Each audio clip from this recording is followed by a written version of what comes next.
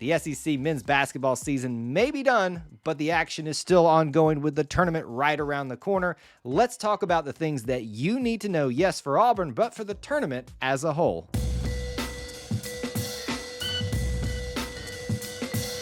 War Eagle, and welcome back to the channel. I'm your host, Kyle. Be sure to drop a comment down below as you're watching or listening today. It'll help enter you into our ongoing subscriber giveaway for that signed Auburn football prize package. Details are in the description link. And lastly, do want to thank members of our booster club like Co and Donnie, who help produce videos like this. This is my absolute favorite time of year. Yes, the big dance is the thing that we're all waiting for, but this is almost like the appetizer leading into March Madness. The SEC tournament is going to be incredible. Yes, for Auburn, I think it's going to be fun, and my hope is that we're going to do well. But overall, I think it's going to be a lot of good competition and prove that the SEC is one of the best basketball conferences this season. Next to me right now, you should be seeing the graphics. So let's talk about the SEC Tournament 2023. First of all, geographically, where is it? Back in Nashville, Tennessee, where it belongs, mind you.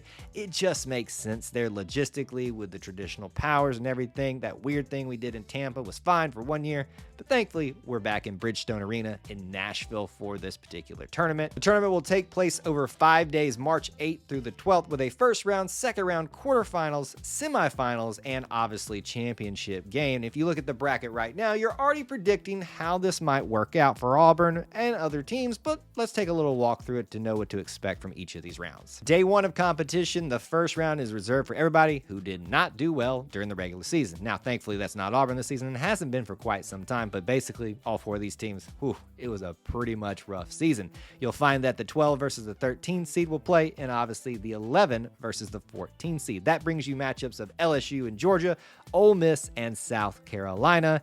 Not really much to say about day one.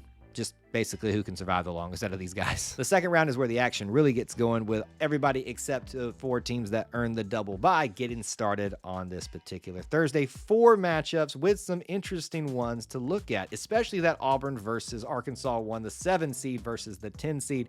You've also got a 9 versus 8 seed in Mississippi State and Florida, a 5 seed in Tennessee taking on the winner of that Ole Miss South Carolina matchup, probably going to be a Tennessee win there, and then as well that 6 seed Vanderbilt taking on the winner of the LSU and Georgia matchup in that first round.